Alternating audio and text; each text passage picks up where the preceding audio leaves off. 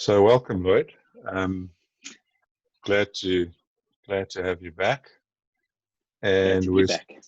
Awesome, and we're still exploring the entrepreneurial brain as your framework for democratizing entrepreneurship. So, democratizing entrepreneurship is our massive transformative purpose. This is the purpose that we're exploring as a community to develop entrepreneurship. And Lloyd and I have been working through what we initially called the phases of the emotions of the entrepreneurial brain, but we've decided that it's really much more of a dynamic, multifaceted state of the entrepreneurial brain, and it's not a flat thing. As you know, the brain is very dynamic. So we've worked through fear, ignite, explore, and today we're going to talk about refine. And really, these dynamic elements go from fear, so the awareness of inhibitors and enablers, to ignite, intentionally enlightened thinking based on your own massive transformative purpose. Then last week we spoke about explore and the evolution of disruptive thinking. And as I said, today we're going to talk about refine. And we've kind of unpacked refine with using this acronym, and we're going to talk through each of these words. So, but before we go into review, we just want to link it a bit to last week's evolve. So, over to you there, Lloyd. You had some ideas. Thanks, Craig. Yeah, so I think just to as a starting point for today's discussion, last time the whole sort of evolution of the disruptive thinking was really about exploring, broadening our outlook and overcoming challenges and so on. That ultimately leads to that space of evolution where we're changing, growing, developing. And we need to be able to sort of get to that point before we're able to sort of take a chance to reflect and make sense of things. Which is really what we start doing in this next element or the first element here in refine of review, and it's taking stock of sort of what's working and what's not. And using the retrospective approach. So, and one of the simple ways to do a retrospective is the 4L approach. So, based on and the important thing is to do this regularly.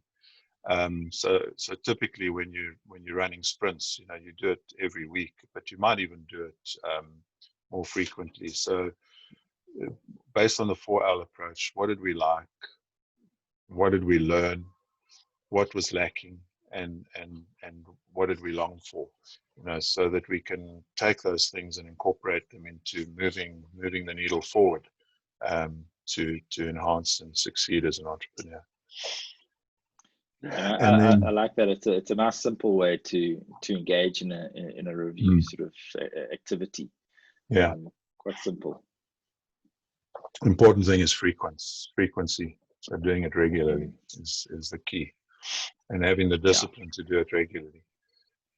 And then engage. So really being open, transparent, and having effective communication, and acting in line with that communication, to improve understanding and the engagement of the team, the tribe, and the community. Yeah, I think an important consideration here, Craig, is with regards to this communication and action, particularly when there's multiple people engaging. If you're in a small team, a large team, however many people are involved, even if it's just you. If there's misunderstandings and miscommunications that are taking place, it's going to constantly interfere in the process and sort of keep knocking you back every now and then. So I think sort of to be fully engaged, to have that open, effective communication really is critical to be able to have the conversations that need to take place when you are reviewing and a few of the other parts that we're going to, or elements that we're going to discuss shortly. Yeah. And really to extend the engagement beyond the core team to the full tribe. So the more you can actually engage in the same way, with the same clarity, with the same sense of purpose and a shared passion, right all the way to your customers and even the larger community that you might serve, the more effective your mission will be.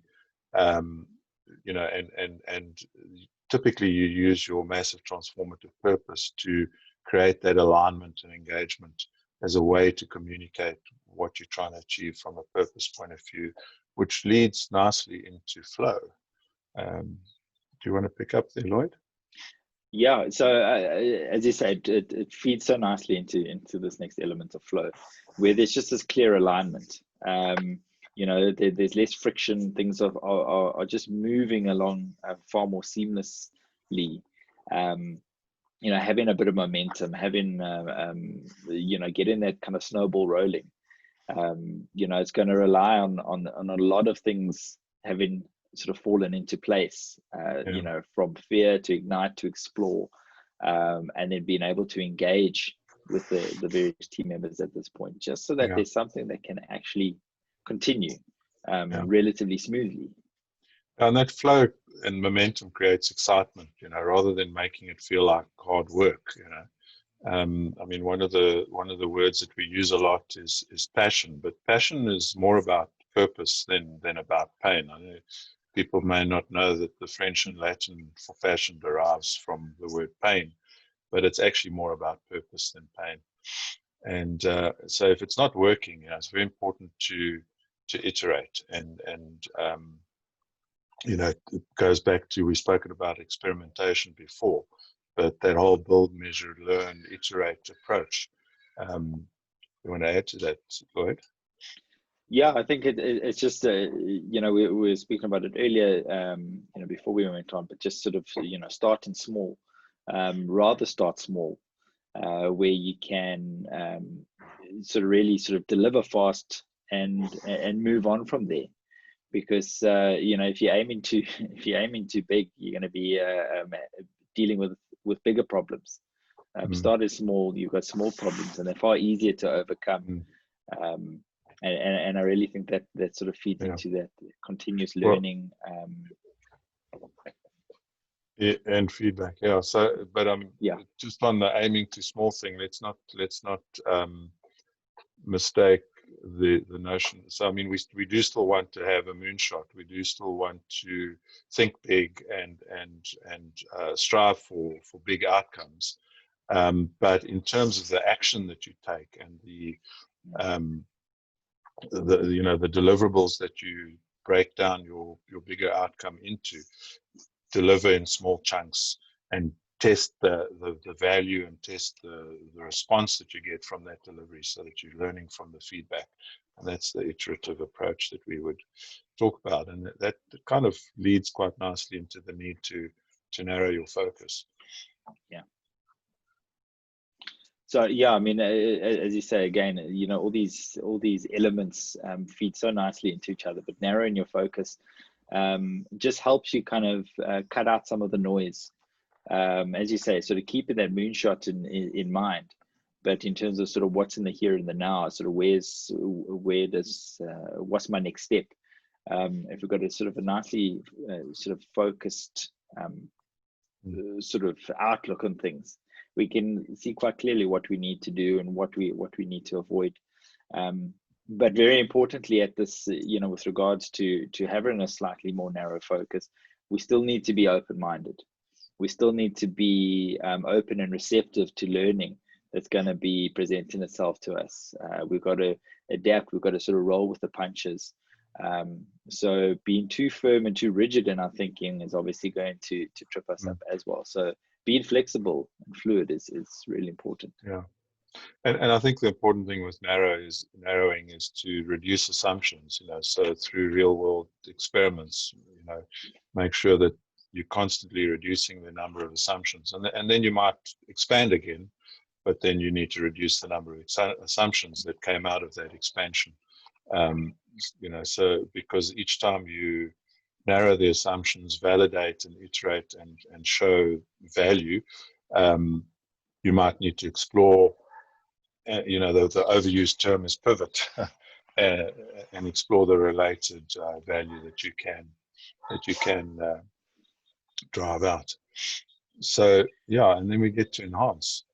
So from an enhanced point of view, I mean, the thing that really is front and center is customer value attribution. So really understanding what customers attribute value to, and not assuming that if you build it, they'll come, but really uh, going out and finding out what the real pain is, what the real need is, and what the job to be done is that the customer would attribute value to.